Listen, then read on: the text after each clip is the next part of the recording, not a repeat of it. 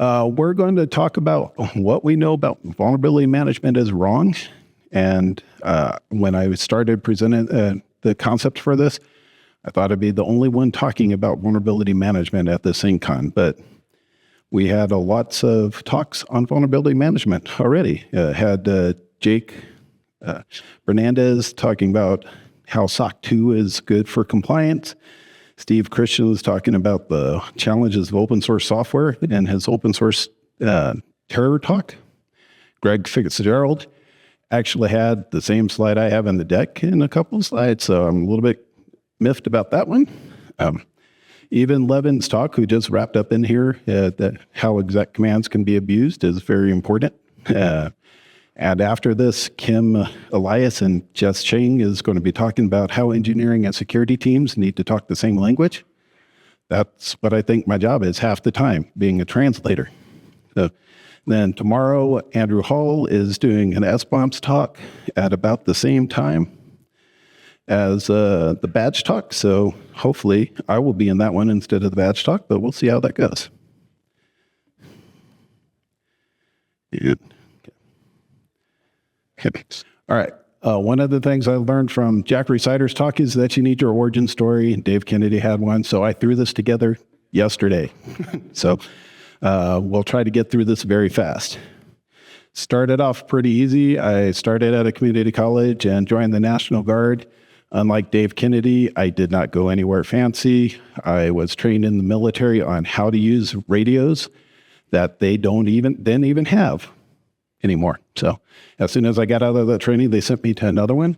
And that taught me how to go make mobile subscriber channel equipment, which you would know as cell phones, in hot, arid, dry places. So I got married, had a child, so I dropped out of school. I was on a 8-year associate's degree program. Anybody beat that? Did tech support there for a couple of years, jumped over to another company, followed somebody over there. About a couple of years into doing tech support there, I decided to help out the webmaster and use that to get to know the QA people. Switched over to QA. About 6 months into that, I came to work one day and they said, "You don't get to sit with us anymore. You have to go sit with the developers." I'm not sure if that's because I tried to rename the team the Software Hardware Integration Team and they didn't like the acronym, or if it's because I had reversed engineered the quality defect tracking system that they had and put it on a new internet-based web UI and avoided their $700 receipt license. After switching over to IT, with the engineering side, I worked on the out-of-box experience for Acer computers. So if you had an Acer computer at the beginning of the century, if you were alive at the beginning of the century, and my code was running on the first thing you saw when it turned on.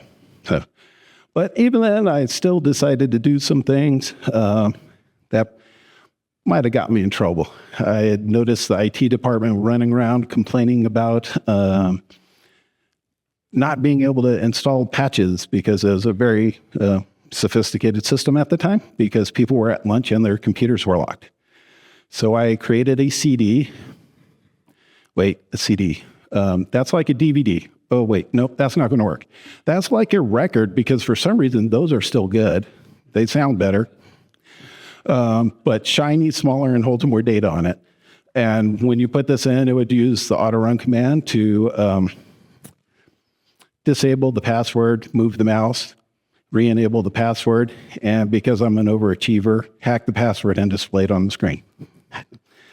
They liked that, but after Acer for a while, I went back to school, got a job as a software engineer, so might as well get my degree. So did a couple of things there. I hacked the system there too. I did all of my hard classes at community college, and then I transferred to university, which means that for the last 2 years, I had 4.0. So I graduated summa cum laude. About the same time, I moved over to Adaptec, and if you look closely enough, you can find my name in an iSCSI spec, and that's actually me, even though I had absolutely nothing to do with the spec. So I They eventually sold off their IT department, so I moved over to MPI, which was a local company here. I started on the same day that the build engineer quit, so instead of getting the job I had applied for and got hired for, I became the build engineer. That's not fun. Was there for about 6 months, took their build time from 27 hours for a build to 2, which is still an incredibly long time today, but I thought that was a good accomplishment. After that, I went to GE Healthcare. My interview there was like 5 minutes long, and I found out later that's because the manager said, if I didn't like you, I'd just fire you. So went back to school one more time for my 4th degree, overachiever in that area too. And then GE became Ceradyne, which was a Microsoft company, so I briefly worked for Microsoft. They decided one day on Friday, they said, we will always have a presence in Salt Lake City. And then on Monday, they said, just kidding. So we moved over to ProPace, which is the finance industry, stayed there for a while, and then went over to a company that was, I interviewed at. It was called Allegiance Technology. And by the time I was hired 2 weeks later, it was Merit CX. Stayed there for a while, and I'm still a developer, and this is where I started my security journey. Not that long ago. We've gone through a lot of history already, right? And that happened because I was sitting at a desk, and the director of information security and the CTO were standing behind me talking about, we really need a AppSec program. I'm like, I have a degree in that. And they're like, oh, okay, let's talk. And so I switched over, used that. That's where I learned about SAINTCON. I met some people here, and that's the whole way I was able to get a job at LogMeIn, because one of the people here recommended me for a job, and I got it. And then I became his manager. That was kind of weird. LogMeIn, I always thought it was funny that they decided to take the name of the hacking tool instead of the name they acquired, which was GoTo. So they eventually wised up to that, switched to that. And then I switched to Arctic Wolf a couple of years ago. I think it's really funny because when I was in college, I was doing the same thing Dave Kennedy was doing, is reading FRAC articles and doing what I read in the FRAC articles. And I was on a bulletin board system. Anybody know what those are? Okay. And somebody was complaining about they got raided by the FBI, and they're wondering what they were going to do. What was the consequences of it? Scared the crap out of me because I was doing the same thing the night before. So I stopped doing that right then. But my manager used to be an FBI agent now. So go figure. All right.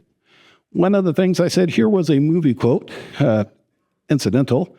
And it happens to be the second time I quoted Nicolas Cage at SAINTCON. And that is that records sound better. So I have $100,000 for anybody that can tell me what movie that's from. Anybody? Yes. Okay, cool. He gets it, and it's that $100,000, so sorry. All right. Getting on to what we're here to talk about. Here is the definition of vulnerability management according to ChatGPT. Only slide about AI in this talk. And that it's a reactive approach focusing on detecting and remediating known vulnerabilities after they have been introduced. Well, I'm responsible for vulnerability management where I'm at. My team name is the Proactive Security Team. Some of them are out here. I don't like being reactive. It doesn't scale well. You're never going to succeed. And there's a guy on the internet who agrees with that. His name is Jonathan Risto, and he says that you will never succeed at vulnerability management with the way it is now. Now, you might say, why should I care what Jonathan Risto says? That's a good question. He is the guy who came up with the vulnerability maturity model for SANS. He's the guy that made the vulnerability management SANS course. And he says it's bad. And it seems really, really scary that the guy who is very heavily invested in it says, this is a hard problem. You're never going to succeed at it. He specifically says that your baby, your vulnerability management baby, is more of an unreliable monster and a minotaur in the labyrinth. That's kind of accurate. So there is no easy pill for vulnerability management. We have to play the compliance game. We have to track against SLAs. The attack surface is huge. It's getting bigger. It's getting worse. So we're going to take a look at a couple of myths in vulnerability management so that we maybe by the end of this can come up with a different mindset on how we might want to think about vulnerability management moving forward. So who deals with vulnerability management here? Makes sense that you're in this talk then, right? Cool. Okay. All right. So we need to know more about what we have. So let's take a look at some of the myths. Myth number one is vulnerability scanners are where we find our issues. That's where we find a lot. That's what we report out on a lot because that's the easiest one. But there are so many other sources of vulnerabilities that are out there. There's QA teams, penetration tests, bug bounty programs, social engineering, log monitoring, audit. Really, water cooler conversations is a good source too. Right? You might be talking to somebody in a different part of the organization, and they will tell you something, and you're like, "That's nice, Bob. Thank you for that. I got to go talk to somebody right now." So there's lots of different factors in it, and it's not just the systems you have. That's the technical factors. That's pretty easy. Outdated software, misconfiguration, coding errors. Those are the easy ones to fix. Human factors get involved, so there's all sorts of weaknesses that can be introduced. There's been plenty of talks about how humans are the weakest link at this con already. And then there's the environmental, and that's how everything is changing. And that could still be the systems that you have. You're rolling out patches, you're revising the architecture, your network is changing, you don't know what's on your network. All of those wonderful things can be a source for vulnerabilities. So, all right, here's a chance for another person to win $100 because I'm feeling thrifty. I'm just going to rain the money now. Name the meme. Has anybody seen this one? Yes. Yeah. Wait. Okay. You're absolutely right, but he's bouncing out of his chair, so I'm going to let him go. Two idiots, one keyboard. I went the slightly more polite version, but yeah. And so they are trying to stop a hacker with a single keyboard between the two of them. And the technophile Gibbs just unplugs it from the back end then. So, all right. Myth number two, there are only two types of assets in an environment. That's hardware and software.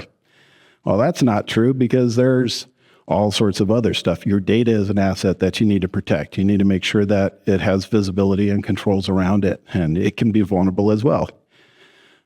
And then often overlooked is the software that you're writing yourself. And that could be either the IT team, that could be the R&D team, it could be Bob in marketing. It probably is Bob in marketing. And I hope my company doesn't have a Bob in marketing because he might have words with me later. Okay. All right, another myth. You have to fix every problem. Some truth is you don't. You just need to make sure you have adequate protections to reduce the risk to the organization. And that adequate protection may mean that that vulnerability exists, but you have a network firewall in front of it that prevents it from being exploited. So there's a whole list of things that you can do here to try to prevent that without actually fixing it. So the first one is the network example. Can the service be disabled? How many times do you find a vulnerability that is simply something that's been running for a long time? Can the technology be used? Can a different technology be used to minimize risk? Can physical controls be put in place? Your server's insecure, get it in a closet, lock the closet, and that type of stuff. And these get a little bit more lax the further down you go, because at the bottom, you can always have a policy that prevents you, where you tell employees not to do something. That's not going to stop them from doing it, but it is a control that you can say, you shouldn't do that. That should not be your only option in that one, depending on what the risk is, just to be clear. Yep. Okay. Let's see. It did not go to the next screen. Hold on. Okay. Vulnerability management is a one-time event. Lots of companies like to think of vulnerability management as a project. We're going to do it, and you're going to be done. Has that worked for anybody? Anybody done with vulnerability management? In the terms of complete, finished, not just fed up. Okay. All right. So if you look at the graph on the right, it says that we've had more than 30,000 CVEs reported so far before November in 2024, which exceeds what we did in all of 23, and it's definitely not a linear curve we're seeing there. So, anybody know what 30,000 CVEs per year is per day? It's 83 new vulnerabilities that you need to understand per day. That's a lot of vulnerabilities. And if you went to Greg Fitzgerald's talk yesterday, he had the exact same slide, but he had put some other things on it where he's talking about other sources, adding other things. And there's a lot of vendors out there that have vulnerability intelligence, and they'll tell you, hey, we will tell you more about the 10 times the number of findings that we know about that don't have CVEs in it. So imagine if you instead had 83 new vulnerabilities a day, 10 times that vulnerability is 830 new vulnerabilities a day. Use them. Okay. All right. Who knows this one?